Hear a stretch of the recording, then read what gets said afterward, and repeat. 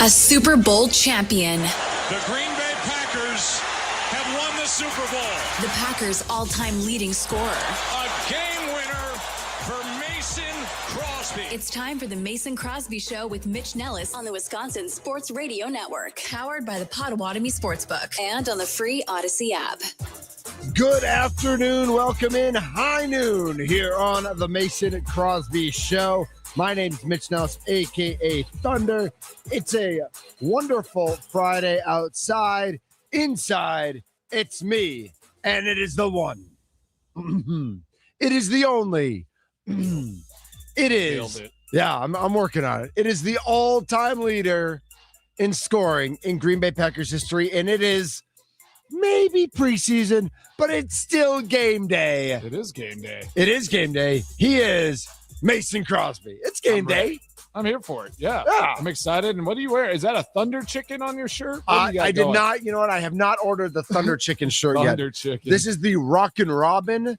This is the alternate jersey of the Lakeshore Chinooks, the team that plays in Mequon. They did. Yeah. When they first became the Chinooks 15, 20 years ago, it was Chinooks. The final vote was Chinooks versus Rockin' Robins because Robin Yount was a part owner. I think Bob Uecker, I think Bud Selig, I think John Hammond, who was still the GM of the Bucs at the time. They were all part of that ownership group. And Chinooks won because they're right on Lake Michigan. They're right there. Like they're literally like on the lake. But Rockin' Robin came in second. And so they've done, I think they've probably done this a couple times, alternate jersey as the Rockin' Robins.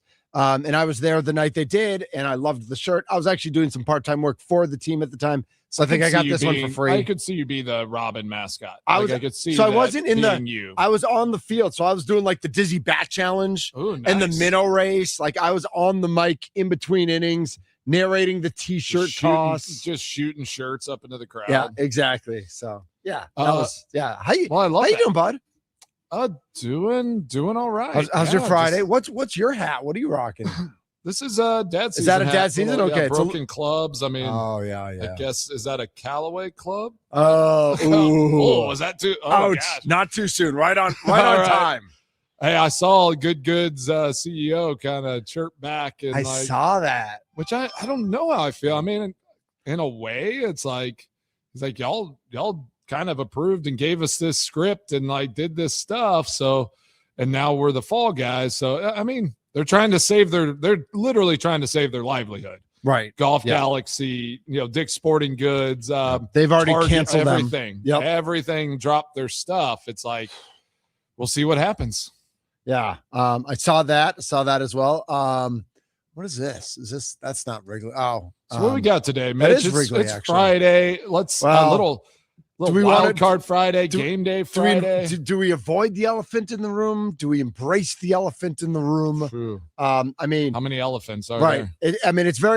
Will Josh Jacobs ever play for the Packers again? Oh, I think that's the easiest. That's the easiest elephant to discuss. Come join us on YouTube, on X, on anywhere you get your podcast. Come watch us. Come listen. We're here. And then, go to the Nicolay Law Fan Talking text line, 414-677-1250. Will Josh Jacobs. You're such a radio pro. Well, I'm trying. I try to jump in there every once in a while. Give you a little breather, Mitch. I appreciate it. So you don't have to carry all the lines. Jump on. Let us know your thoughts. Will Josh Jacobs ever suit up for this Green Bay Packers team again? Yeah. So just what are your thoughts? We get off the air yesterday. Let's just set it up. And the Hobart Police Department, I believe, DA, they have the 2 misdemeanors, no domestic violence escalator listed, just the battery and the destruction of property, and by all accounts, there's video. And we haven't seen that yet. Right. So first, my question is like, TMZ, is Green Bay too far for you to go that you can't find a leaked? We don't advise there. Right. Like anywhere else on earth, there's a leaked video by TMZ on this one. And obviously in this situation, right. If the video shows him damaging property, obviously way less than Yes. if it shows the physical, like a physical altercation. Yeah. Obviously the felony charge, the strangulation, all like that's gone. So that's gone. So there's no so originally a felony, now a misdemeanor. Originally domestic violence escalator, now no domestic violence escalator. And so are they being purposefully vague on purpose? Are they telling the Packers and the NFL that it's not as bad as we think? Or are they just like, this is what we're prepared, this is what we know we can prove? Yes, there's domestic violence, but we can't prove the escalator. We're going to let you judge on the video itself. It's going to be interesting. And I mean, again, these situations, it's high profile. It's kind of unfortunately part of the gig, right? Yep. Like if you get paid a lot, you play a professional sport, like you're under a microscope. You're under a microscope. Yep. So these videos come out. Do you wish they would? Because like, public opinion, court of public opinion is going to see this before there are rulings, before decisions are made, before anything. And I mean, the NFL more than likely, like they will suspend, right? If they see the video, if there is anything that shows his hands on the young lady, like there will be a suspension. Yeah. Right? I mean, domestic violence, I believe, is a minimum 6-game suspension. Is it 6? Yeah, okay. I think it's 6 right now. That's what I've heard. If NFL lays that on him before any ruling by the courts there in Green Bay, which they can, Packers release him, right? Yes. If there's a domestic, if it's domestic violence, it's a release. If the videos of him like smashing her phone and like grabbing her wrist, but then she wrenches away, and like somebody said to me, well, what if the video just shows like he's trying to hold her and she wrenches her wrist away and she falls down in the violent act of him reaching for her, and she falls down, but not actually her shoving her to the ground, that sort of thing. And I'm like, listen, I'm not a lawyer. I don't want to get involved, but go ahead, Mason. Exactly. Let's disclaim that, right? Yes. Like we are just giving information. Right. We are not like, and we are hypothesizing. We are conjecturing. We don't know. Yeah. Just trying to like run a scenario down that could have potentially happened. So I'm looking at what a Class A misdemeanor in Wisconsin, the max penalty of 9 months in jail and a $10,000 fine. Yep. Which seems odd. Wisconsin does not have a separate assault charge. So physical attacks are prosecuted under battery statute. So assault, battery in Wisconsin is the same, same charge. Yep. And then they say to convict someone of misdemeanor battery, the state must prove 4 key elements. You cause bodily harm, defined as physical pain, illness, or any impairment of physical condition. Okay. You acted with the intent to cause bodily harm. So like your situation, right? Like grabbed and then like she was harmed at like trying to get away or something. That's still, that would still prove it. The act was done without the consent of the person harmed. This one's an interesting one. You had knowledge that the person did not consent. So so if she's trying to get away from you and you grab her, that you knew she was not consenting. Yeah, to be, she didn't say anything. Or but it's like there is evidence to say that that she was trying to she was not consenting, and you restricted that. Right. Yes. Yeah. 414-677-1250. All sorts of messages coming in. Guys, I want the Packers to cut Jacobs. The Packers in the NFL will see the video, and we cannot support a domestic abuser. That's from 414. Tommy and Stella totally agree, but we need to see the video. Right. Like, if that's what the video shows. If the video shows him leaving the premises, maybe she's in it, but and it shows him just like doing something to the property, the destruction of property charge. Yep. That's a different issue, right? Absolutely. Tommy, I mean, it's still not good, but it's like, again, if he took her phone and smashed it and ran away and that was it, like let's see what the situation is. Tommy and South says, can we do one segment on the elephant and then move on? It's been bringing me down all day. That's the plan. That is the plan here. Unless we're going to get to Brewers.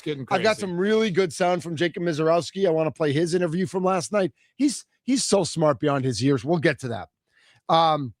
Here's the one. 262 Yep, go ahead. writes, do the Packers save money by cutting him after the NFL gives a suspension? Will the NFL be able to get the video before the season starts? And laying down a suspension. They're getting all this info. They're doing all this. And I don't think, let's be honest. This type of situation, who cares if the Packers save money? Like the Packers will do what they know and what they think is right in this situation. And again, yes, I do think the physical evidence, if the video shows, but the charge alone, the NFL is going to give a suspension just because now the Brown County and the DA believes there's enough evidence to put some sort of charge on a battery situation. Yep. I just don't think there's any way the NFL does not suspend. Well, and 912 says, come on, guys, Josh isn't OJ, 3 to 4 game suspension tops. So 912, I hear what you're saying, but if there's video evidence of domestic violence, that's a minimum 6 game suspension. We're not making that up. No, the NFL has set that precedent. They have said if there's domestic violence, it's a minimum 6 game suspension. Yeah. And more often than not, we have seen if somebody has that, the team cuts them. Yeah. Right? Because the outcry is such that we can't have a domestic violence perpetrator on our team. Yeah. Brad in the 414 says, if I'm going to the Packers game with the kids tonight, what should I watch for regarding position battles? So Brad, we'll get to that during the show. I promise. Yeah, we'll get there, Brad. Yeah, we will definitely get there. So we'll get there. So I texted with Michael Hart earlier today. Michael Hart is the lawyer we had on when this first happened in May. Yeah. And he's Mason, don't be mad. Don't be jealous. You give me a little jealous. He's golfing right now. I am jealous. Yeah. I mean, shocking, right? That he's golfing right now. Exactly. But he says, listen, I'm not. At the end of the day, it's 2 misdemeanors. It's probation. Jail's unlikely, assuming a deal. Yeah. I think that's again. I don't think Josh Jacobs is going to jail. No, I don't think based on 2 misdemeanors. And again, the misdemeanor, it's 10,000 a piece. So if both are proven, it's 20,000 max. Right. He'll get fined 20,000 and he'll get probation. But that's not the point, right? The point is that something did apparently happen. Something happened. Yeah. And unfortunately, for the victim involved, the female, and for Josh Jacobs, it changes their life. And it's for me, just the human side of me, it's just those sad realities that you get in a moment like that, these tension-filled situation, and what can change right there that changes the whole trajectory of what was happening. And it's just it makes you pause and think gosh, you just have to be cautious, right? And you have to try to let cooler heads prevail in those crazy times like that. Yeah. So we'll get to the question, what does it mean on the field for the Packers? Is Marshawn Lloyd ready for this role? We'll get to that in today's show as well. But this is the elephant in the room. We're not ignoring the elephant in the room. When we end this segment, we're going to go on to other things unless breaking news happens. I mean, Mason, how it's not uncommon that the DA announced what they announced yesterday, and today at 4:00, we get an announcement from the Pack. And the Packers have already said they have no comment, but we get another announcement from the DA's office or from Josh Jacobs' lawyers, or from how often have you seen that Friday, that Friday afternoon news dump? We're like, oh, maybe not everybody will see it if we release it at Friday at 4:00. That's not exactly how our world works anymore. That worked that way for a long time, where the news cycle was such that a Friday 4 p.m. meant you were burying it. Well, we have the internet now, so that's not really a thing. It's hard to bury anything anymore. Tian Lacrosse says, I would hate to be in a situation where someone was in my wallet without my permission and my phone is my wallet. I don't know exactly, again, not giving consent to somebody having your information. Yeah, is part of that. Aaron on YouTube, and remember, we are on all the streamings with our friends from Growth Law video stream. Injured Growth Gets It. They said, I'd rather have him off my team than have the conversation. If the Packers know it's good for them, we never hear his name in Green Bay. Now that's taken to the extreme on the other side. And I don't know that I'm willing to go there either. 2 misdemeanors, not good. Battery, not good. Destruction of property, not good. Something bad happened here. Yeah. And I wonder like how much in society, like why are we are all the judges here, right? We're all judging and we're all, but like, we just want like answers. Right. And when this comes out yesterday, I mean, you get some pieces of, to some answers to the questions. Like they did not deem it to be something of like threat to her life and all of that. Right. But there was clearly some sort of altercation that they are still pushing misdemeanor charges on. Right. And altercations happen. Like, listen, that's like we see that in society, and hopefully they don't escalate to the point of police involvement. Hopefully they don't escalate to the point of charges being filed. I do think it means something that it was misdemeanors and not felonies. Yes. Like, yes. whether does the NFL have any, like, I don't think like it's any kind of, I mean, felonies are domestic. Felonies are right. If it's domestic violence, it doesn't matter. It doesn't matter. But if it's not domestic violence, I do think felony, just like in society, felonies are worse than misdemeanors. I do think the NFL does look at felonies as a worse situation. Obviously, if he had just been charged with a felony, felony battery or domestic situation, like he's probably, it's a year. I mean, he's being suspended. He's gone. Definitely. Yep. He's going on the Goodell's list and doing all the stuff. So Tommy writes in, there are so many complexities to the Josh Jacobs situation. I get people are fans, but let's try not to judge. We've all had struggles. No and doubt. I think there's truth to that, right? Oh yeah, for sure. And I am not judging. It's just, this is more just like, okay, now we actually see there is some sort of evidence. They have filed like actual charges, and we're just more on that side of it. Like how does this affect Josh Jacobs, their situation, the Packers? Like we are a sports show ultimately. So this will affect the Packers, and it'll affect Josh Jacobs moving forward in his career. And so, that's why they're in Green Bay always. Let's just implore you, please just try to stay out of those situations. Yeah, just leave, run away. I have 4 questions for you, Mason. Yeah, like I feel, and we're not going to get to them all this segment, but 262 wants to know how this changes the locker room. So let's table that for the Marshawn Lloyd conversation as well, about how this affects things in the locker room. 920 says, I'm not an attorney, but I've studied these things. The biggest key is the intent. Therefore, the video is very, very important. And I think that's what we're all waiting for. Yeah. And then Tian Lacrosse writes back, Jacobs will get a 1-year deferred sentence agreement. No new charges for 1 year. They'll squash it if he does not have any priors. I think and then the other thing I asked is, or somebody asked me this morning. We were at like the opening ceremony for 8th grade for Little Rumble this morning. And one of the parents said to me, is there any way that this is a worse situation, but the good old boys in Green Bay make it like, because the Packers are so like in any big city, nothing gets covered up.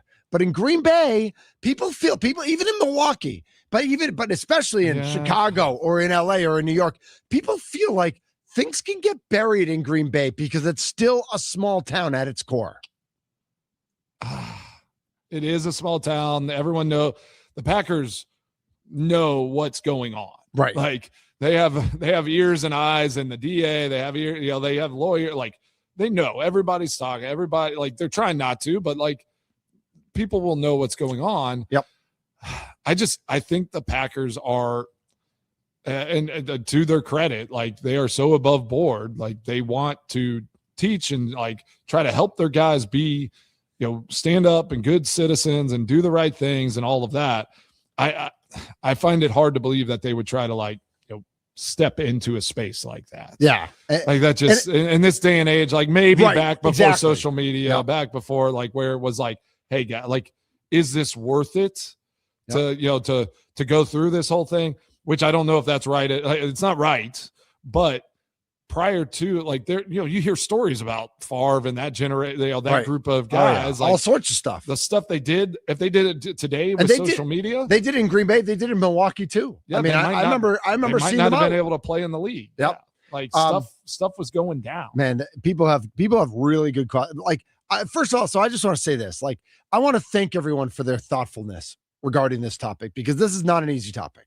Yeah. And this is not, and honestly, like, yes, I know this fills content on sports radio, but Mason and I 10 times out of 10 would choose not to talk about this if this was not reality, if this was not relevant, if this was not part of what we, of being a Packers fan, being part of the local landscape. Like, we would choose that this situation never occurred. We wouldn't. Sure. We would never. Don't love talking about it, right? So it's like so I want to thank like the questions that and comments that people are writing in on the text line or on YouTube. I want to thank people because 99.9% of them, 100% of them actually, have been thoughtful, have been respectful, have been curious, for sure. And there's a little judgment, and I'm not gonna say a little judgment's not necessarily a bad thing. Over the top judgment can be a bad thing, but we're all humans. Yeah. Like, we all judge situations based on where we are in life. So let's go to that. Like, let's just someone just put through like DUI on there. So go to like the Tony Romo situation. Okay. Had Tony Romo just kind of complied, like not done the lawyer thing, like not, whatever. Like, does that video look completely different? And does the situation look different? Yeah. Does he still lose his, potentially lose his job with CBS?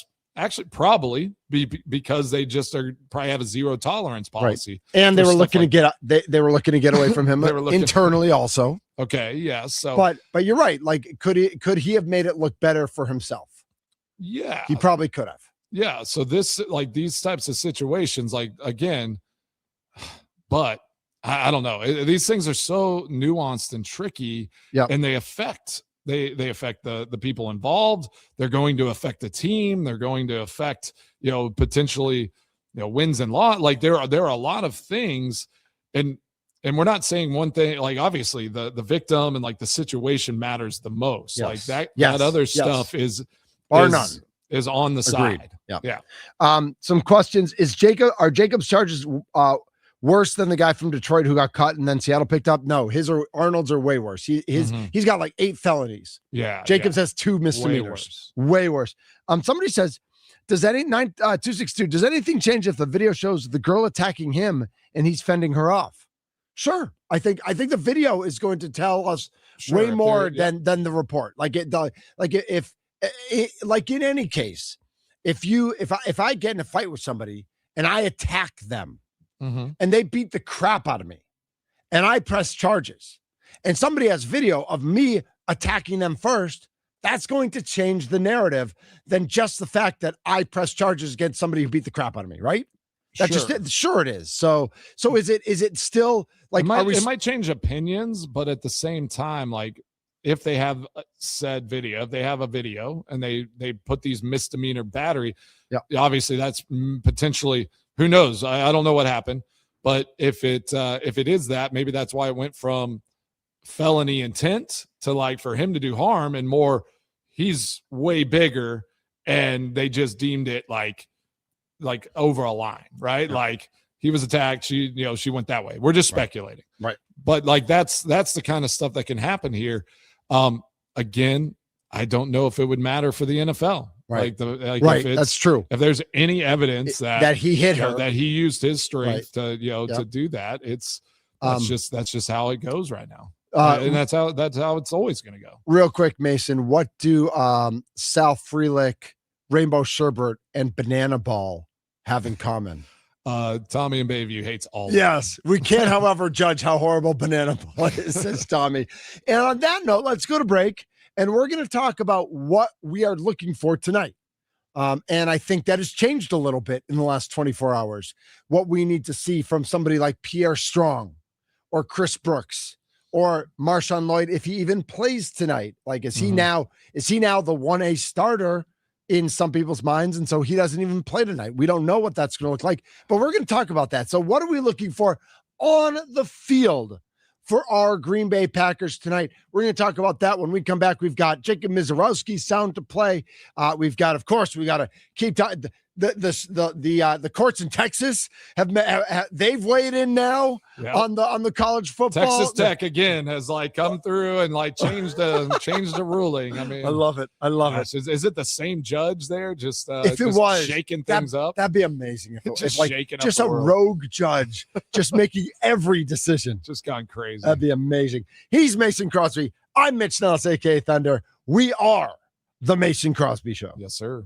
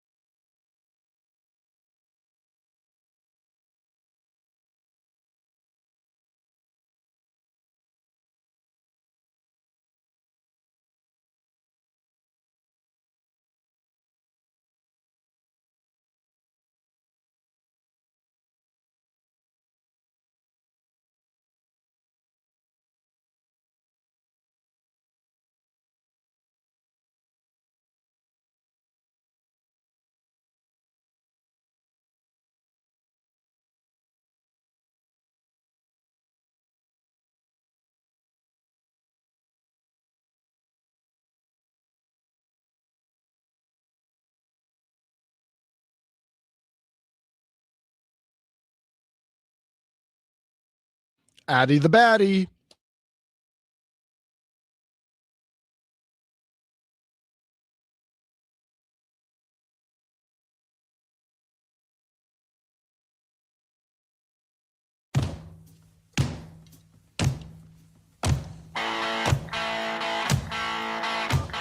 This is the Mason Crosby Show. Mitch Nellis, Mason Crosby here with you. Mason, how's your morning? You get anything done? Yeah, I guess so. Were you productive? I was pretty productive. Yeah. Okay. Yeah, No workout in though. No workout this morning. Yeah, Okay. I was. Nolan got a little. He got bumped in the school parking lot. He was parked. Car. Yes. Yeah, Okay. Somebody tried to pull in, like readjusted, and they just bumped into his fender and like kind of his tire. Okay. No issue, whatever. Okay. But Okay. it honestly, fortunate. This is like kind of the first little like situation. I mean, those school parking lots are a nightmare. Yes. You know, I can imagine. The SRO there is like, dude, this is the fourth one this week, and this is a slow week, you know, and Brutal. so you know, people bump into cars, do all that, but Sure. you know, if it's just kind of some of this legal stuff. Like it was a good lesson. Like file a report. Like where there's no damage, we don't have to do anything. Like we're not gonna. You're not gonna file a chase lawsuit anything against down. the parents. But you do have to put something down so that they have cameras, luckily in the lot and all that. And like the SRO was able to look and he saw what happened. And he's like, so if the other For those of you who driver- don't know, SRO is a school resource officer. Sorry, Yeah. school resource officer. I'm using the No, yeah, the fancy lingo. lingo. Yeah. No, just if you're a parent of a kid, you know SRO. But Exactly. if you don't, you might if not. you don't have kids. Yeah, that's okay. So he was great, and he was just like, yeah, you know, we'll file the report. We're not, you know, hopefully don't have to do anything with it. But say the other kid goes home and his parents, you know, maybe there's damage he didn't know, and they're like, hey, what happened? And then he's like panics and says, oh, someone hit me in the parking lot. You know, now they're investigating and like, so, you know, so it's kind of one of those where you just kind of cover your bases. But I was proud of him. He went and he took the steps and he did the process.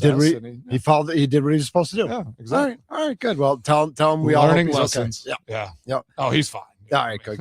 He was like, I was just sitting here and I just felt like I was like, what just happened? Little nudge, like what? That's not supposed to happen. Have the aliens attacked? Exactly. This is the Mason Crosby Show. The Green Bay Packers play a football game tonight. Football. 7:00 against the Arizona Cardinals. That is at Lambeau Field. Lambeau. Yeah. Mace, if I told you had to make it to Lambeau by 7 p.m. tonight, could you? Yeah, I mean, I'm sure there's a flight right after the show. I could be there. Do you think you'd fly to Green Bay, or would you have to fly to Milwaukee and make the drive? Or I think maybe the Appleton? Southwest flight. Yeah, I could Southwest pop on flight? that Southwest flight right to Milwaukee and be up there. And yeah, well, Nice. within Okay. time. Just making sure. Just making sure. Depending on traffic, obviously, a bunch Right. of people, you know, go. to the game. Third preseason game, very similar to in your playing days, the fourth preseason game where nobody, none of the A-listers play. There might be some starters who play, Yeah. but none of the A-listers play. Should anyone play in the game tonight, Mason? Well, we talked about this, and obviously some things that are evolving with Josh Jacobs, Right. you know, might change my thought a little. But I still have a little inkling in the back that I think Marshawn Lloyd should get some, like he should get warmed up, get a possession or two, Get a series or two. Yeah, just because I think they still need evidence, because it's like, if you're going to roll with him, if Josh Jacobs is suspended, like you got to know he's going to be able to, like, going to be available for you. So you play him couple series and you say, all right, he's going to be our 1B right now until we know what happens. We don't have to go chasing somebody, which they'll, and I mean, Goody said they might have the guys on the roster that can get it done if this happens and Josh Jacobs is suspended, but they will definitely, if a ruling comes down by the NFL, they're going to be looking for another guy, right? Yep. Like you go from Josh Jacobs, Marshawn Lloyd not being proven, and Chris Brooks, to now you have Marshawn Lloyd unproven, Chris Brooks, and who else? Like, you're going to probably have to address that room. So I think you have to see if Marshawn Lloyd can get through another warm-up, play a series, just get those reps under his belt before you can feel comfortable that he can lead you onto that field against the Minnesota Vikings and be your day one starter. Interestingly, as we talk so much about Lloyd, and I feel like I'm going to keep bringing up Pierre Strong's name. Yeah. And not that Pierre Strong's has a huge history in the NFL, but in 22, he played 15 games for the Patriots. In 23, he played all 17 games for the Browns. In 24, he played 14 games for the Browns. Yeah. Last August, he had, I believe, a concussion and another undisclosed injury, which led him to have an injury settlement with the Browns in August of 2025.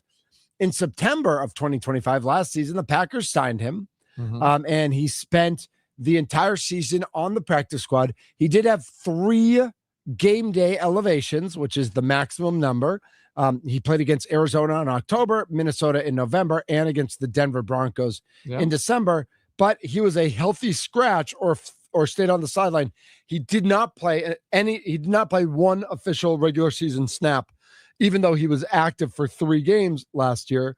Yeah. But Green Bay thought enough of him to bring him back.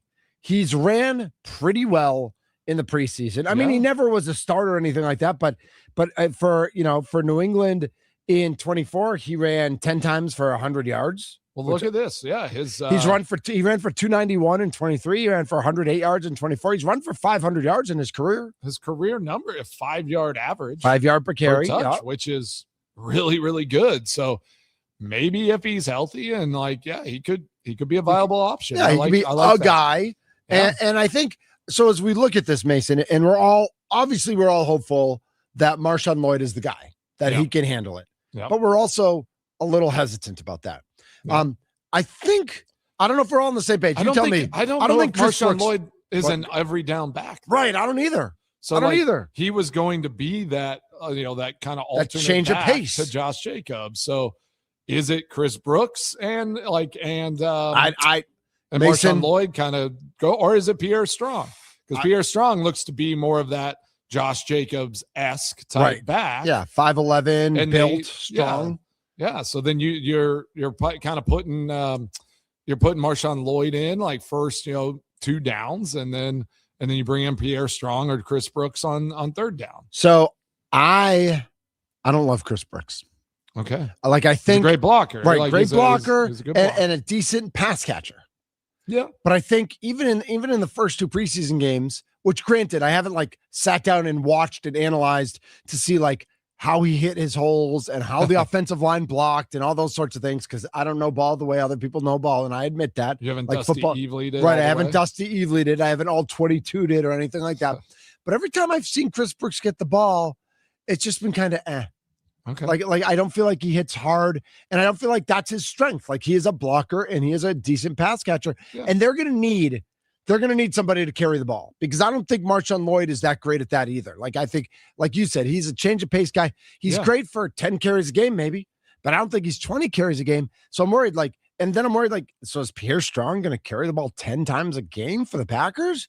Are they going to cut him and try to get him back on the practice squad and then elevate him based on what happens with this Josh Jacobs situation? I don't know. Again, it's depending. You got to go after this game with the charges file. Obviously Packers people are going to be talking to the NFL. They're looking for answers. Yep. Because this is an important time. They're going to be looking. I don't think they'll go. Who knows? I don't think they'll go get somebody, but they'll be looking at that waiver wire. They're going to be seeing who teams are releasing. Can they just add a piece that can solidify and help this running back room? And side question is, though, I'm going and putting money on Jordan Love. If Josh Jacobs isn't on this, is suspended and they release him, Jordan Love's going over 3,500. All right, I got to go. I got to go to Potawatomi today. We're live from the Wisconsin Sports Radio Network studios, powered by the Potawatomi Sportsbooks. They're a great partner of ours. But I got to be honest, Potawatomi, I'm about to take your money. Your money. So Josh Jacobs not Austin, they're not going and to Luis, feed a running back on this roster. All our friends there, Chris, who's a buddy of mine who deals in the poker room. Get your paychecks out. Get your checkbooks out. Yeah, make sure you're covered, because I'm coming to. I think I got to go today. Yeah, because that number is going to go up. Right, it's going to go up. Okay, all right. Because Because I mean, like in my mind, well, if they're going to have success, like that, right? Like the hope is they'll be successful on offense. Correct. And to have that success without Josh Jacobs, unless Marshawn Lloyd just like becomes who we kind of hope he can become, they won't have confidence just to have a 20 carry back there. Well, and even if Jacobs, even if like whatever comes out and he is suspended for 2 to 4 games or the 6 games or whatever. And even if they determine it's not traditional domestic violence, whatever, and the Packers figure out like, okay, we're going to keep him on the team. Yeah. He's on the suspended list. He's back. Like he made a mistake. He's making amends for it, whatever. I still like Jordan Love's over 24.5 touchdowns also, because they're not going to have like, so I just parlay the two of them and just book my trip to Vegas like that? Because like, think of how like the last 2 years, how many touchdowns Josh Jacobs has taken in the inside the 5-yard line. I mean, he is just a touchdown machine. Even last year, whenever he wasn't getting as many yards as the year before, still a ton of touchdowns. So yeah, I think Jordan Love, like this is that year where he takes over and says, this is my offense, this is my team.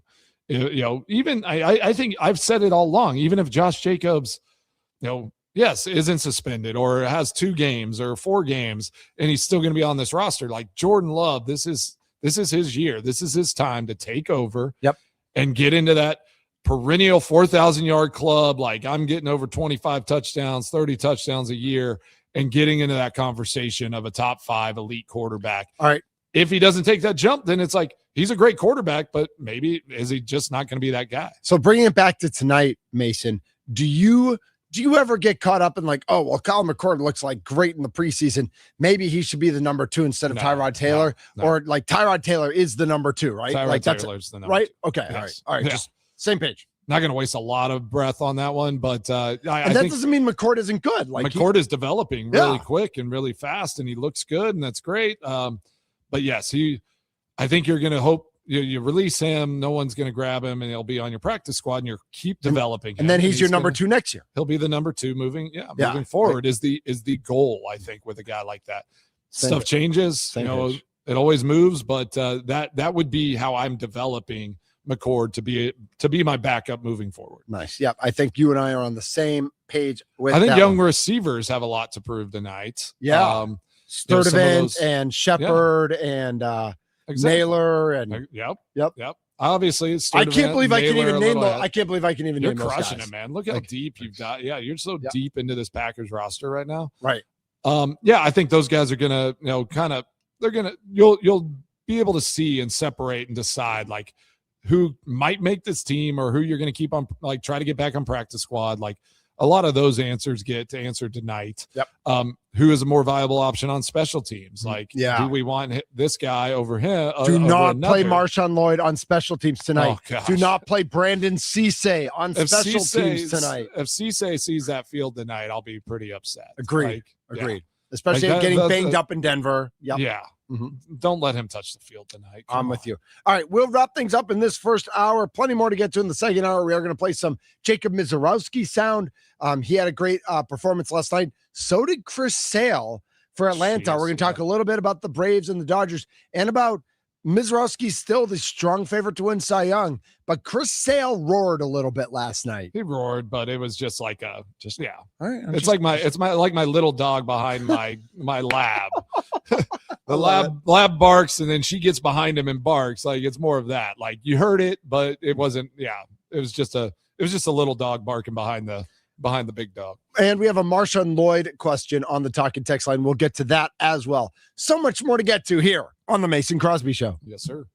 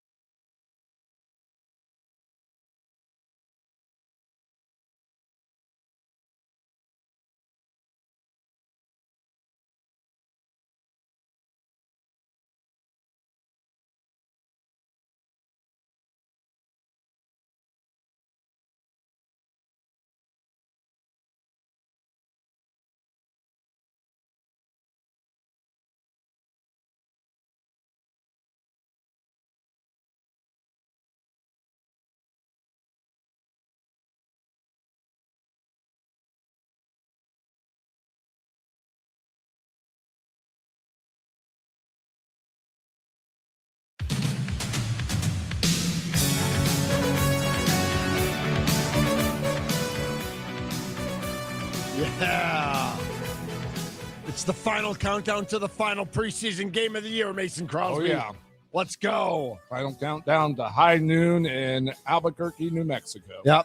I was going to say, I was actually looking up like random towns in Mexico. Oh, nice. Where, you love Mexico. You just want to go to the beach. And mountain time, like Phoenix, technically, where the Arizona Cardinals from, is in mountain time zone.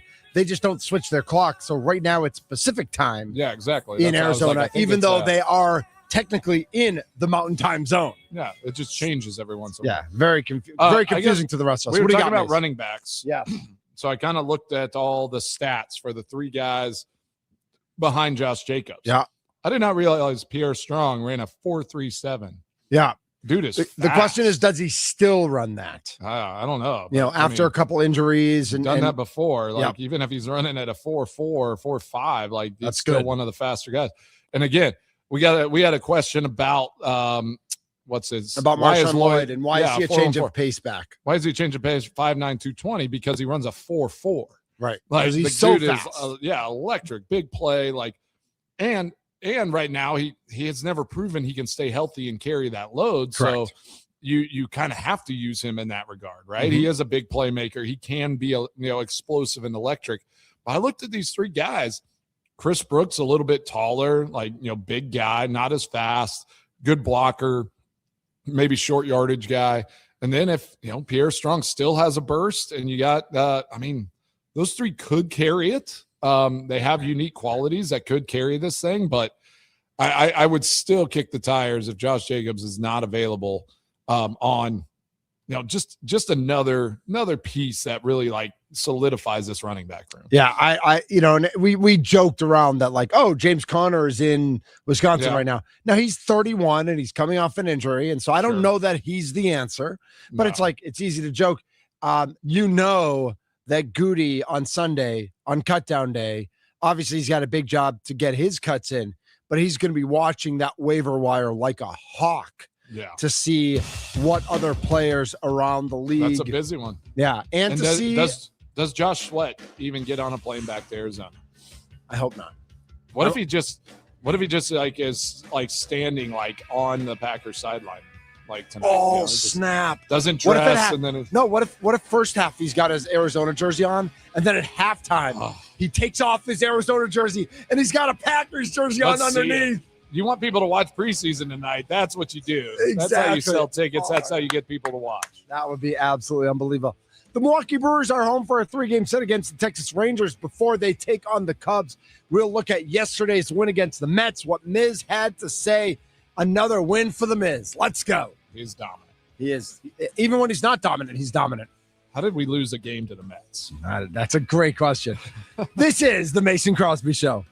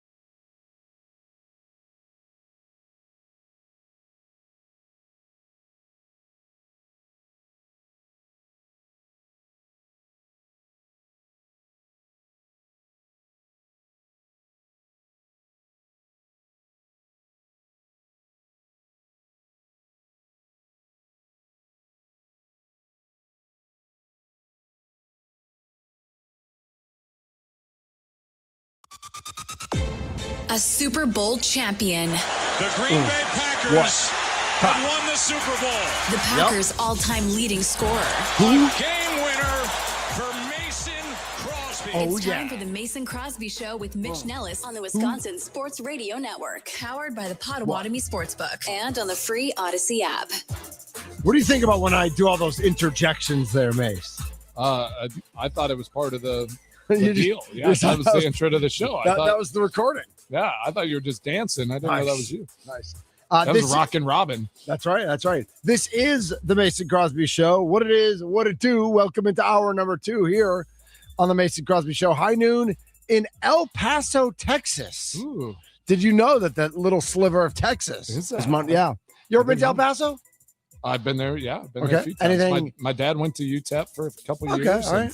I was born in Lubbock. Did he play ball there? Did he play ball there? Okay. Yeah. He was a minor? He was a minor. Okay. Mm-hmm. Yeah, him and Aaron Jones. Not at the same time, though. No, I don't think so. Now, my dad had some fun, like some crazy stories. So they would go. There's a hill, I guess, by the stadium. Okay. And it would ice over out there occasionally. Oh, okay. People would come down and like him and I think it was a wrestler and some of the big guys on the football team during those storms would go down and try to keep cars from crashing into each other. That's crazy. So they'd come down the hill and they'd doing God's work. They'd push them. Yeah. So they wouldn't pile up and try to keep them going. That was their workout for the winter storm time. I'm like, man, that is so 70s. Yeah. That's your mindset. We're going to go push cars around. Well, and they probably people had no idea what they were doing driving on ice. Oh yeah. In Texas. Just coming down a hill too. It's just there's nothing you can do. That's crazy. This is the Mason Crosby Show. I'm Mitch Thunder Nellis. We are live from the Wisconsin Sports Radio Network studios, powered by the Potawatomi Sportsbook. And the Miz did it again last night. Our Milwaukee Brewers with another victory. They continue their dominance in the NL Central. They are now 7 games. See ya, Cubs. Yep, 7 games ahead of the Cubs. It feels great. They are now 3 games ahead of the Dodgers, 4 games ahead of the Braves. Yeah. Let's see, 83 plus 51 is 134. Sounds like 28 games left in the regular season. If my math is right, I think that's about right. Okay. So what do we think? So 17 and 11. Yeah, you split it and you get to 97 games. 97 yeah, if they wins. split it, it's over. But can they go 17 and 11 to get to 100? That's what people have been talking about. They're going to 17 and 11 for them. 17 and 11 is doable. Yeah. It depends. It depends what those 7 games against the Cubs. And I don't know if it's 6 or 7 against the Reds as well, but the Reds, who've completely fallen off, would love to play spoiler for both the Cubs and the Brewers. The Reds are at the Cubs this afternoon, so we'll see how that goes. Just destroy the Cubs. That's fine. Yeah, that'd be nice. What did you think about Miz and the mound? He had another issue with the mound out there. So before we get to, we'll play Miz's sound in a second. Oh, okay. But before we do that, I think he's been having issues. I feel with a number of the visiting mounds. And are we concerned about that? I'm not, because he's going to pitch game 1 and he's going to, they got him dialed in there in Milwaukee. So, it's weird. I remember Tommy, if y'all, I remember Tommy. Yeah. Long lost Tommy. Love that guy. He used to talk whenever he worked in that space. Yeah. How particular some guys were. And I can imagine a guy like Jacob Mizorowski with the power he gets from that front foot and how he goes at it. That mound can make a huge difference for him. And I applaud him. And last year, do you think he would have done that? Right? I think the maturity and his dominance, now he's hey, I'm not throwing on this garbage. Y'all come out here and fix this. So let's hear Adam McCalvey, MLB.com and Brewers.com, as the assorted media members surrounded Miz after the game last night. Let's hear some of what Miz, because most of what they talked about had to do with the mound. What was the issue or difficulty with the mound and everything? Yeah, it was just a little wet, you know. Once we battled through that, you know, the grounds crew was really working hard to try and get it figured out. And, you know, I'd get it fixed for a batter or two, and then I would dig out just from landing. It would crumble away and, you know, back to where the mud was. So, you know, I think it was a part of the day, and, you know, was what it was, and got to figure out a way to power through it. Love that guy. And as we continue that, and I'll hit play in a second, it did rain a bunch of the day yesterday in New York. So I know that there were some people tweeting during like between 4 and 6 o'clock that like, oh, it's going to clear up, the game's going to be fine, but it had rained. Yeah. You know, and I know they cover some of the mound. I don't know how great of a job they do covering that but mound. You know, still though, like water Right. sits on a tar, like exactly. You know, that moisture still affects builds. it. Yep. Yeah, and like he said, it was like kind of underneath, so they could fix it, and then about after three at bats, it would seep away. Yep. Being on both feet or just the land? Mostly just the land. You know, there were maybe a few. I mean, maybe 1-2 times that I slipped on the backside, but you know, mostly the front side. How is it affecting your pitches? Yeah, I mean,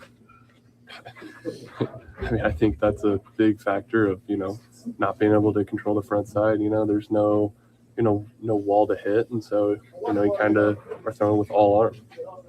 And you've had this in other places, and it's more on the road. Is there anything like that can be done the day before? Are you allowed to ask the grounds crew to be like, hey, could you really tamp that thing down? Honestly, I don't know. I don't know how to answer that one. You know, maybe it's something we need to look towards, but yeah, I don't have an answer for you. How does it feel that you got through it? I mean, it's quality start. It's it feels good. It feels good. You know, it always feels good to, you know, get the team a win, but no, and it's part of it. That's the job. So I got to figure it out. Outside of the mound, how did the stuff feel? How did the body feel? Yeah, felt good. You know, obviously felt like a take was down just because all the circumstances, but you know, felt good. Felt like I was myself, and you know, powered through it. Coach said you wanted to go back out for the sixth. Yeah, I wanted to keep going in general, but you know, I think I understood what the purpose was. So that's part of what they've done is they've throttled some of these back a little bit, save an inning here, an inning there. How are you handling that part of it? Yes and no. I mean, I think they've been good about it. You know, I think it's a mutual thing of, you know, understanding. But you know, it's a part of it. It's August going into September, so it's that home stretch. So you got to power in and be ready for the postseason. Do you think that you yourself are throttling back just a little at all, like with a longer goal in mind? No. I feel just as sharp as I did, you know, opening day. So no, I don't think there's anything with that. I think it's just a part of it. You know, body's tired, everyone's tired. So, you know, like I said before, it's August going to September. It's a part of it. What do you think when you see Churio go off on a night like this? He seemed to have nights like this in him where he's just everywhere. Yeah, I mean, at this point, I'm used to Churi doing this, and you know, you've watched him for however many years I've watched him in the minor leagues. So I was just happy to see Churi doing his thing and, you know, having success. How about Jay? Yeah, I just love his like youthful innocence and like answering questions honestly. Yeah, like, you know, he's just going to tell you. It's fun to listen to because it's just it is just he's playing the game and he loves being out there and I appreciated how he didn't make excuses and he applauded the grounds crew for trying to get it right and like do the stuff. You know, he didn't throw shade at the mound or the Mets or anything. It was just like, it's, you know, kind of part of the deal. You know, it got a little wet and the grounds crew did as much as they could. And, you know, I just battled through. And isn't it funny whenever Miz gives up 2 earned runs and, you know, maybe didn't have the heat like he normally does. And it almost feels like it's like, man, that was a bad. What was wrong? What was wrong with you? What was wrong with you tonight, Jacob? 2 earned runs, and then like the bullpen comes in and just is lights out, and it's just like that stat line. I look at it, I'm like, man, I haven't seen that many numbers under, you know, runs, earned run, like And he walked. I feel like he hasn't been walking anybody. No, you know, and he had 2 walks, which again is that command. If he's saying he can't get to that front foot, he's just not hitting the spots as well because it's just. I know that. And I was thinking about, I'm like, man, could I have ever said, like, I just don't like the surface. Can y'all come and do something out here? Right. Like, I'm like, there was definitely times where I'm like, I know that plant foot's not going to be there. you have to adjust. And it is hard because you know, like you said, it was all arm. Yeah. I had times where it was like, I just had to stick a plant, try to trust it, and then just get that leg going fast. And you lose a little bit of that body in it and the stuff that can give you that little extra bit of juice. And so when that happens, you just kind of trust that your body's going to do what it needs to do, and that everything, like, because things could go sideways. You have to slow it down. Okay. Yeah, and that's what he's saying. Like, if his velocity's down a little bit in that game, maybe a product of the long season, but he's like, you just have to take a little bit back. Yeah. Just so that you know that, all right, that foot's not going to slip. I'm not going to get hurt. I'm not going to like do something bad here. You can still get the job done. You just have to adjust. And I think with a guy like Miz, now with the experience and the amount of reps and the time he's had in the league, he's learning all those things. It's like a Chris Sale has that. He's played forever. Sure. Like, he knows he can bring it when he knows he can bring it. And then if you adjust whenever you have to. From the beginning of July, when you look at his strikeout numbers, 10, 11, 6, 12, 10, 9. So 1, 2, 3, 4, 5, 6 in 6 starts since the beginning of July. He went 10, 11, 6, 12, 10, 9. Now in his last 3 starts, 6, 6, 6. Yeah. And I do wonder if there's a little bit, but the pitches aren't down. Like he's still 98 pitches, 96 pitches, 89 pitches, all in 6 inning starts. So I do wonder, if there is a little bit, as much as they're saying like, yeah, he feels fine and everything's fine. The fact that he's not throwing 103, 104, he's throwing 100, 101. Mm-hmm. Is he throwing just a little bit more to contact where he's trying to get hitters to get themselves out as opposed to getting the swing and miss? It hasn't really translated into less pitches. Yeah. It has meant less strikeouts. He's now had 2 straight starts of 2 walks. He hadn't walked that many since June 26th when he walked 4 in a win against the Cubs. But he had 0 or 1 in his last 1, 2, 3, 4, 5, 6, 7 starts. So, I do think there's like maybe a little clear, like you said, it's August going into September. It's that time of year. Something I was looking at, I kind of did a little dive and I'm like, oh, like, is this something to hit on? And it was interesting. Like, I would hate to face Miz with 2 outs. Oh, okay. Like, okay. Just because all of us, like, with 2 outs, like he's going to be painting court, he's just going to be making you chase at stuff. Cause it's like, I'm not going to throw anything that you're going to, get a spark going. Right. And I'm also like, I'm so ahead of you right now. Like for Mizorowski, that third out has to be like, he's just licking his chops. Right. It's right. like, because I looked at the stat line yesterday and it seemed like he strikes out that third out a lot. Like, to end an inning. Yeah. He's just like, it's just so effective there. And I think what's good is then like he's going to some of his changeups, some of it, going into that bag a little bit and just able to work on some of those curveball pitches. Too. It was nasty yesterday. Yeah. And if he could throw that curveball for a strike, not just like the fool guys where it's a like full pitch. Yeah. Right now it's not really in the zone. But. Right. But if it fools guys and they don't swing and it's a strike, on the offensive side of things, I think we got to give Churio some flowers because, he had a day off, which he very rarely gets. He goes 4 for 5, 4 runs scored, 4 RBI, 2 home runs. He's up to 19 on the year. And remember, he didn't play a month. Yeah. So when we look at the Brewers, home runs, and we talk about this every day, right? We talk about the Brewers home runs and their lack of home runs every day. But remember, Churio missed a month. So him being at 19 really is him being at like 24 or 25. Yeah. If he had missed a month, he'd be at 25 right now looking at 30. Exactly. As opposed to being at 19 looking at 25. And even 2 years ago when the Brewers had that terrible loss to the Mets in the playoffs, but also yet last year, Cubs and Dodgers, Churio has proven he has hit in the postseason. Yeah, he's a gamer. So if he's hitting this way and he's ready, and I know we lost our minds on him the other day because he had the worst at bat, like that 10th inning at bat where he just waved at a ball over his head. Yeah, he still does have young, terrible at bats sometimes. But when you're young and you're super confident, you're like, well, I can hit anything. Yeah, and when he can follow it up with games like this, where it's just like, I mean, this is the Jackson Chourio we all know and love. For sure. And what about, putting Luis Lara there in the 2 spot? Mm-hmm.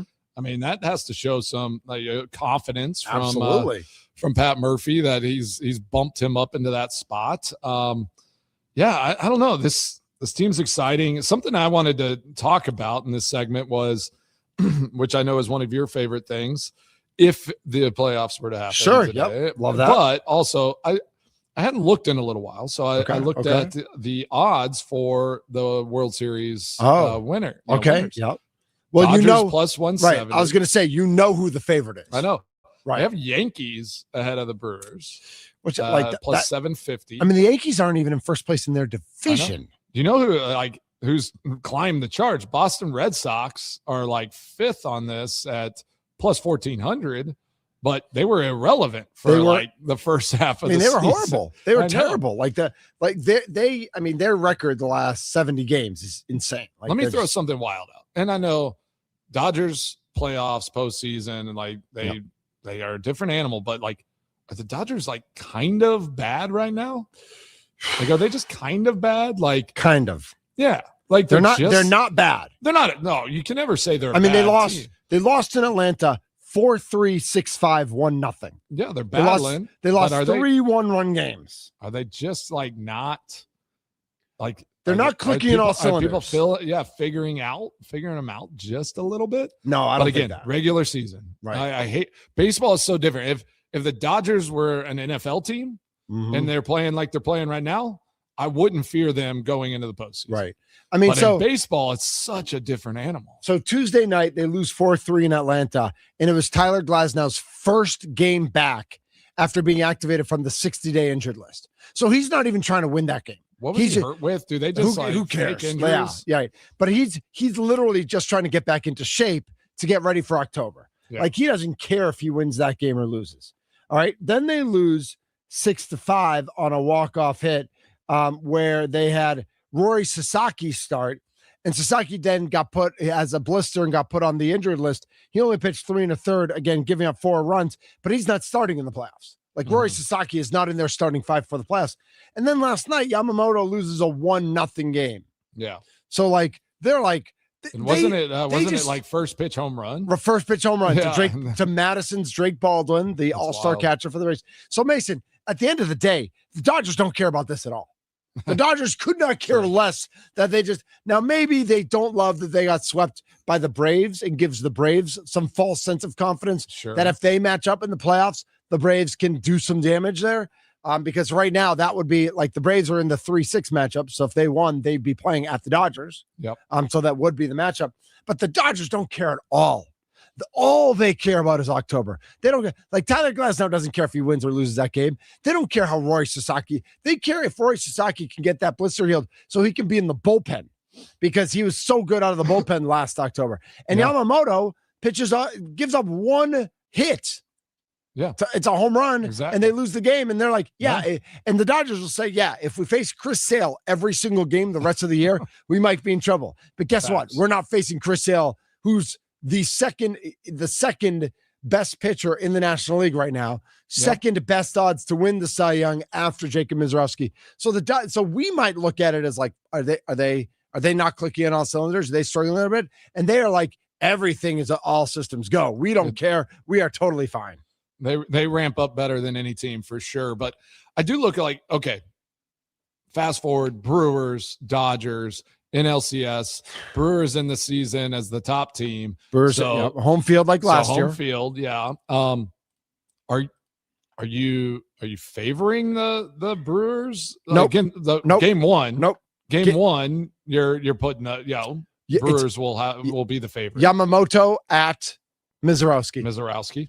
It's going to be a 1-0 game. Seriously, right? A 1-0 game is basically a coin flip. Should the Brewers win the game? Sure. But has Mizorowski, did he give up 2 runs last night to the Mets? Again, he gives up 2 runs to the Dodgers, and the Brewers lose that game. And that's what we keep talking about is Yamamoto, again, Paul Wagner always says, he threw 1 bad pitch, and it got taken yard, first pitch of the game, and then he dealt. Yep. Mizorowski, who is going to not give up? Who's going to give up more than 1 bad pitch? that someone can hit. And then do you trust the Brewers to hit a home run, or do you trust the Dodgers to hit one off of, like, that is still always my biggest concern. Is just that as it should be. The Dodgers will crank on you. They'll just crank 2 home runs on you. And with Yamamoto on the mound, then they can hold a 2-0 win. Even if Miz only gives up like 1 bad pitch or 2 bad pitches, right? Like it's tough math, but I don't know. I'm high on this Brewers team. Obviously we've been so high on them all summer. Yep. And they're super I want to see fun. them get this thing through. Right. I'm enjoying it. It's been great. Get us to October. Yeah. Yeah, exactly. 414-677-1250 is the Nikolai Law Talking text line. Your thoughts on the Brewers coming home to take on the Texas Rangers in a 3-game set, and then they go to Wrigley. And then they go to Cincinnati, and then they come home for Labor Day weekend to face the Cubs. So after this Rangers series, 7 of the next 10 will be against the Cubs. 262 writes in, hey, Mitch, why even play the playoffs? Let's just give the Dodgers the World Series title now. FYI, the team is getting older, if you haven't noticed. I have noticed. Mookie Betts has not had the year he's wanted to. Yeah. Freddie Freeman's not hitting home runs. He's still hitting 300, but he's not hitting the home runs he's wanted to. Ohtani got shut down from pitching for a while, though it looks like he might pitch again very soon, even this weekend, to potentially see how that goes. Yes. Listen, they have game 1. If the Brewers and Dodgers get to the NLCS and it's Yamamoto and Mizorowski, I'll take my chances, and I will be much more confident than I was last year. Yeah. And I'll take my chances with Kyle Harrison in game 2, where he's lights out at home. And I'll take my chances with Logan Henderson in game 3, who's already pitched in LA, and we know he's not giving up more than 3 runs. So he's keeping your team in that game, and there's a chance, depending on how Glasnow pitches, how Snell pitches, can Ohtani be a starter again, or but they have Skubal now, so they have 4 even without Ohtani. But Skubal's been hit, like we've seen Skubal get hit a little bit. Can the Brewers compete with the Dodgers? Absolutely, the Brewers can compete with the Dodgers. Are the Dodgers the favorite? Absolutely, the Dodgers are the favorite.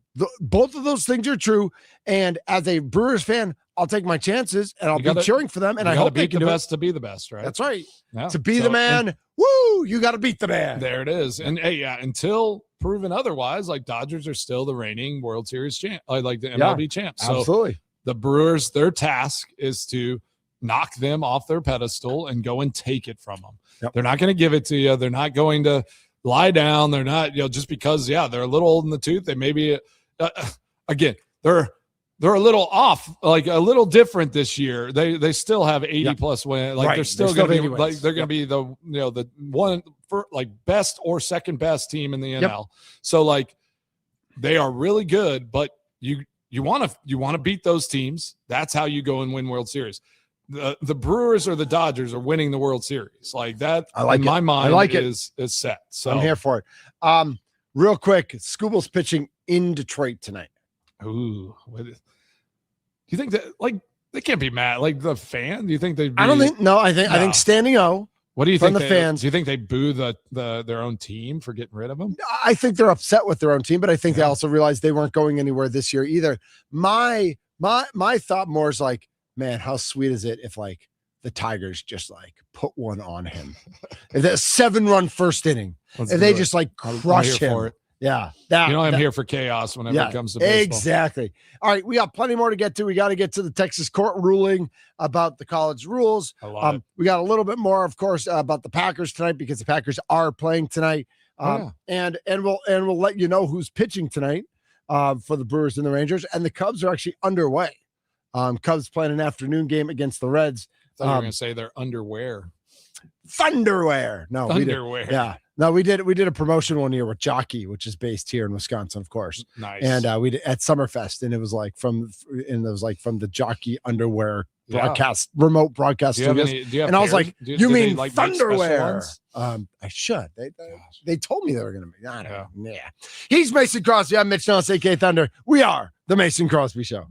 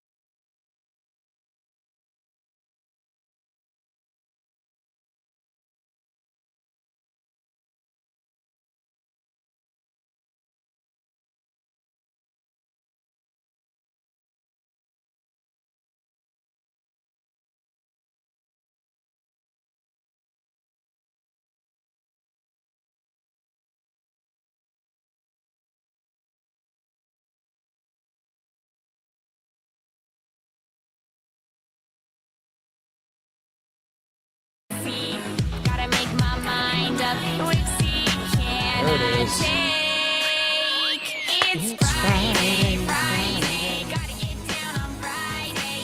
Everybody's looking forward to the weekend. This is the Mason Crosby Show. Mitch Nelson, a.k.a. Thunder. Mason Crosby here with you, taking you into the weekend. Mace, what do you got planned, bro? Yeah, well, we just had Birthday some party. What was the birthday? balloons Oh, happy delivered. birthday, Elizabeth. Yeah, Elizabeth's birthday, Let's 11. go. Molly just had lunch with her at school, and I don't know what we're doing tonight, but some balloons just arrived for Okay. her party tomorrow. So Nice. yeah, some really nice. Are you ladies. allowed around at the party, or are you like being kicked out? Well, I didn't get invited to the pedicure manicure time. Going to the nail salon. Right. But I will actually. I'll be in Wisconsin, so I'm heading up. Sure. I'm heading up by y'all here tomorrow morning. Nolan has a soccer game, then I'm cruising up, and Nice. I'll be in Green Bay tomorrow night, and then Madison and Delvin on Sunday. No So- Milwaukee, huh? No Milwaukee. I'm trying to I'm scheduled to stay tomorrow night, but depends on what time the second event gets done. Got it. If it's done early enough, there's like a 6:30 flight. I'll try to pop home, but if not, I'll be crushing it over at Pato. All right. Well, we'll let you know. Yeah. Let's keep in touch, bro. Yeah, let's go play some poker. Let's see what happens. Dude, I would love to sit down at the poker table with you. Yeah, let's go. That'd be fantastic. People lose their minds though. I feel like if anyone knows that, like, Right. Not like in a weird like that, but it's like it's hard to play sometimes on those tables if Yes. like everyone's just going at me all the time. And I'm You're totally right. I remember I'm like Bill Hall, Yeah. the middle infielder for the Brewers. yeah, He used to come every so often. I think Andrew Bogut used to come every Okay. so often as Nice. well, center for the Bucks. yeah. But you're right. Like those guys would sit down and everybody would just be gunning for him. They just Partly wanna beat because you. like they And know it's like hard to get a feel Right. for the actual game, like how everyone's playing, because it just becomes wild, and you're just like, all right. So I'm going to say this with the most respect possible, but you can set me in my ways. Like, here's how I approach it, because like if I don't know you, Yeah. but I know who you are, yeah, and I sit down at the poker table and you're there, I know, with all due respect, you can lose a couple $100 in hand. I think that's usually right? the mindset. Yeah. Right. And so I can Like, come oh, let's after try you to get them. Yeah, because like to you, it's not that big a deal, where to some other people at the table, like especially some of the grinders or whatever, who are Yeah. like I make $1,000 a week and that's what I make. And like, I have my book and I keep all my stats and all that sort of stuff. Like it's a different vibe. So you're right. Like people treat gambling, like you raise something at 25. It becomes gambling versus Right. playing cards. Right, Like, and exactly. like playing the proper way. And trying to play to. I think athletes get drawn into that, playing into like their competitive nature of like Sure. trying to draw you into things. Yep. Which I've been known to do at like the casual poker table as right. well. Yeah. Honestly, though, the last time I played, Because you want to burn somebody. It was the because most patient I'd ever been. really And oddly enough, I won a lot. shocking. Yeah, I did get crazy good hands, so it helped. That does like, help. It really made it easy to be patient, but I was throwing in when normally I'd kind of maybe nibble a little bit, because my issue is that I love to see cards. Yeah. Right. So I'm like, I'll throw in if the it's $10 or Yeah, I'll whatever, call. $20. I'm calling a lot. Yep. And then all of a sudden you're like, well, I just called. Now I'm in 100. Now I'm like pot committed. Yeah. Like might as well just I love it. like that is the issue occasionally. All right. So Sunday night, poker and Pato. Yeah, well, Thunder let's and keep Crosby, if you're here. it. Yeah, If you're not, that's okay too. We'll do it next time. Yeah. So I don't know if you saw that there's a court in Texas that basically told the SEC and the Big Ten and the ACC and the Big 12 that they are full of donkey poo poo, and they don't have the rights to say that players who have a college eligibility left and who have not actually signed a pro contract, Yep. that they can come back to school, opening the door for about 40 football players. I don't know if it's 40 football players or just 40 athletes across sports. I didn't read that deeply. Okay. But for 40 at least athletes to come back to college and to play. And so, of course, now there's the chaos of, is what's binding? Is the NCAA binding? Is the NFL binding? Are the conferences binding? Is the court system, both Louisiana and Texas, are they both, because the ACC this joined was a Dallas judge. Wasn't it a Houston judge? Yeah. That and it wasn't even a Houston judge. It was like a Houston former judge, because they couldn't find somebody who was impartial enough to rule against Texas Tech. Yeah. But yeah, so this is a here's the thing though, as a this player, is wild. So if you're a player in this situation and this gets lifted, Dallas judge, do you go sign? Like, do you go and test the waters and try to get on a team, like a college team, or are you hesitant? I would be very hesitant, because there's no way this is going to. But if you're not going to make a pro team anyway, like if you're borderline even to make a practice squad, don't you fight for one more year in college? Yeah, I mean, I guess because there's no, like, will they ban you for life from the NFL? You just can't come back this year. I think right? it's just this year. Which you weren't going right away. Right, you weren't going to play this year anyway. Yeah, if I'm getting cut right now, or if I got cut before this last preseason game, like I'm going to go test the waters, get on a team, make them take me, make them make a ruling to take me out off that roster, and then I'll train and get ready and re-enter the draft next year. A Dallas judge signed an order Thursday that prohibits the NCAA, the SEC, and its commissioner Greg Sankey from stopping a group of athletes, 3 of whom are currently listed on NFL rosters, from returning to college sports for one more season of play. Dallas Cowboys wide receiver Jordan Hudson, Kansas City Chiefs linebacker Wesley Besanti, and Chiefs wide receiver Omari Evans are among the 41 players listed as plaintiffs on the restraining order. Christine Iwuala and Bailey Maupin, who both signed contracts with WNBA teams earlier this summer, are also named on the order. So it's 41 total athletes, not football players. And this is specific to the NCAA and to the SEC. And Greg Sankey, of course, the commissioner of the SEC, who was the first, or the Big Ten was the first. So the Big Ten is not named in this one. This is SEC specific. SEC which is interesting. So I guess the attorney who's representing this group, right, because it's a class action. Yeah, exactly. So he's saying the leagues can't come out and create a rule with immediate effect that has such draconian effect punishment that no school will take any of these players. He represents the Dallas lawsuit, and then he says later the SEC is singling out football. If you're a women's soccer player, no problem. Lacrosse player, no problem. It's only football and men's basketball. Why is that? And why is that appropriate? Why is it appropriate for the SEC to discriminate against one group of student athletes and not another? So they do feel like it's just football specific. Like, if somebody tried to play professional, but they were given a 5th year in that 22, through 26, that group of players, right? Like they'd have no issue with those other players coming back. Yeah. I mean, it's just wild. The whole thing's wild. The whole thing's crazy. Like, I don't even know. I'm here. You know what? I'm the GIF, Mason, the guy with the popcorn at the movie theater. Just like I'm excited. Like, I'm enjoying watching, because you said it last segment. Like, there are elements of us that enjoy the chaos. Yeah. Like, we are here for the chaos. And this is mass chaos. This is fantastic. Because ACC now has jumped in.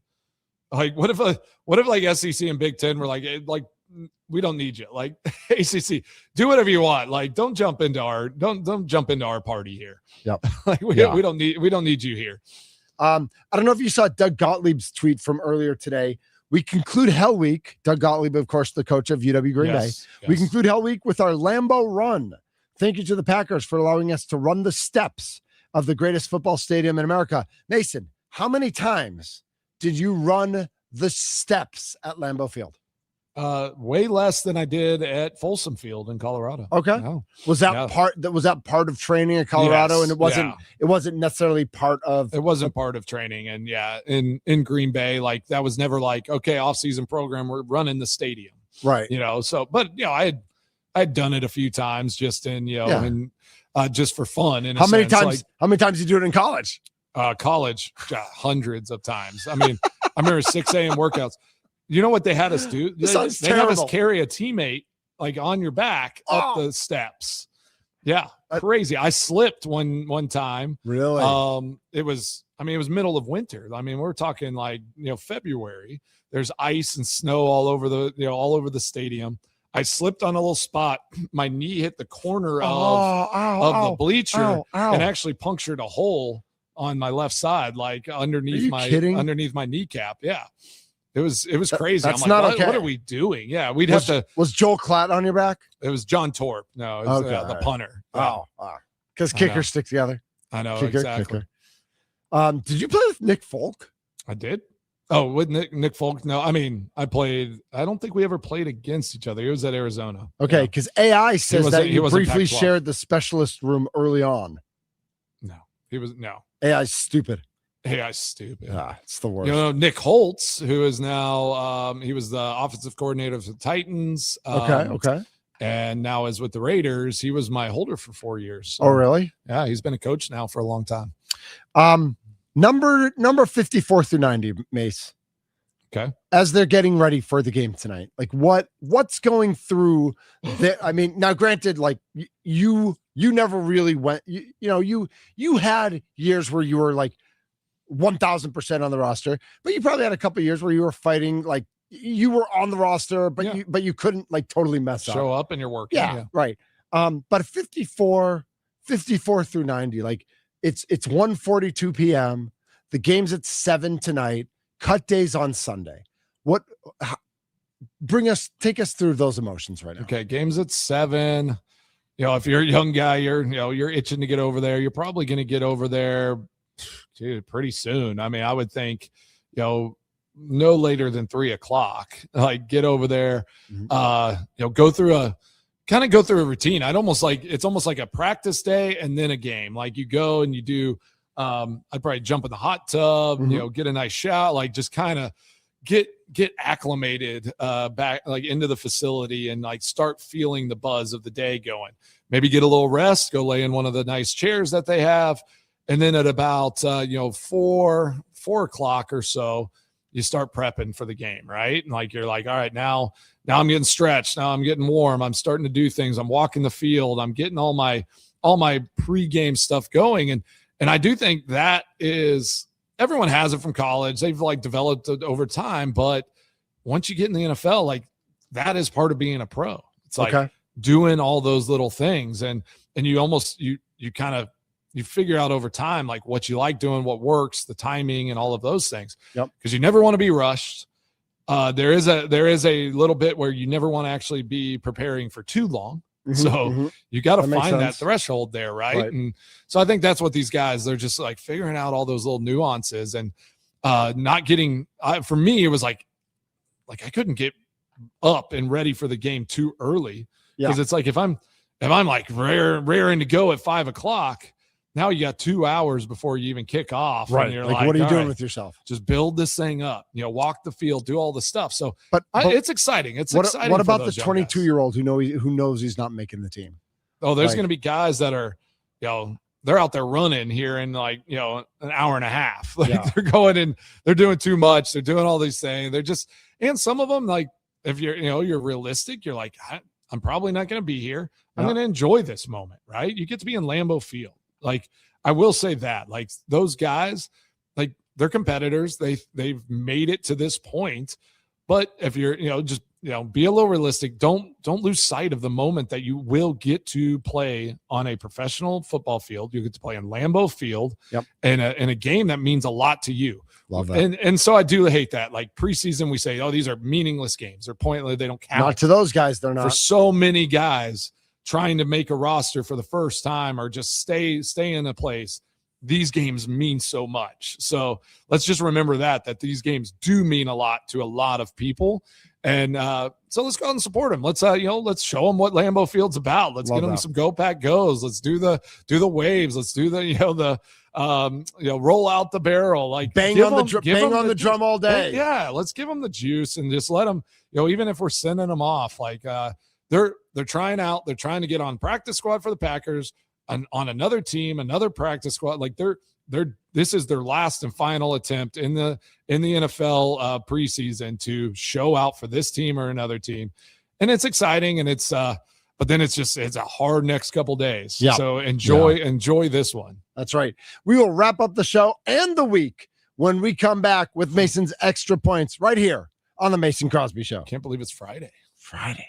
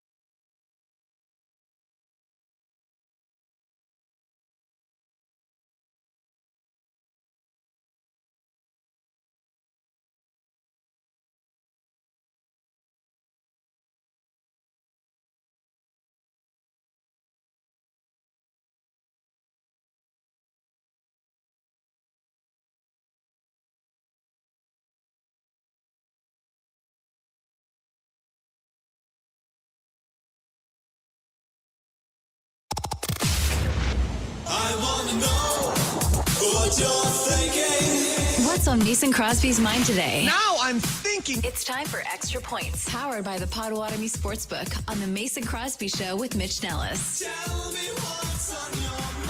On the Wisconsin Sports Radio Network. All right, great week on the Mason Crosby Show. Can't believe it's Friday. Packers play tonight. Mitch Thunder Nellis, always a pleasure. Thanks for holding it down. To you as well. What do you got going this weekend? Well, first of all, we got to wish a little mazel tov. One of our bosses, JB, Jason B here in Milwaukee, got engaged last night. Oh man! Congrats, so mazel tovs to Jason for that. That's awesome. I got a pretty low key weekend. I'm kind of happy about it. Like we've had so much going on the past few weeks. That's kind of like, Little Rumble started school on Wednesday. Big Rumble starts on Tuesday. We just kind of got a chill weekend, I think. All so, right. Yeah. Once I'm here school starts, that first weekend's always like chill, and then it's like whoop, right back. It's crazy. So. Exactly. I can't wait to get up north. Party, and you're traveling. Yeah. I'm gonna watch a little soccer in the morning, then get up to Green Bay. Good buddy of mine. Who's playing tomorrow? Nolan plays tomorrow morning. Oh, okay. Yeah, so it's not English Premier League or anything like that. I'll be watching some of that too. But yes, I'll be watching Nolan. I'll be watching my son first and foremost. Of course. And then I pop up there and I got a buddy of mine's 40th birthday. 40th. Wow, youngin'. Yeah, David Martin. Happy birthday, D Mart. Oh yeah, D Mart. We're gonna go celebrate him and celebrate a lot of birthdays with him over the years. That's the stuff with Green Bay. Just being able to play there, the relationships, the people that I still am just so invested and connected with. Love that. Couldn't have asked, for a better place to play 16 years than in Green Bay, Wisconsin. Yep. It's just it's the best ever. So Mace, we got Logan Henderson on the mound tonight. So I'm expecting good things again. Let's go. And I got to go to Pato. Jordan Love. You got to do it. Jordan Love, got to do it. Yeah. We'll see what happens there, but we're feeling good. So we did. We got to take advantage of that one. Yeah, we did miss on the miss. We'll travel safe. We'll talk to you soon. Everybody have a great weekend out there. Packers, Cardinals. Remember, even if you've never heard of them before, those guys are fighting for jobs and they have lives too. So yeah, let's show them that Lambeau Field. Let's show them what it's all about. Have a great weekend, everybody. Absolutely. This has been the Mason Crosby Show. Later.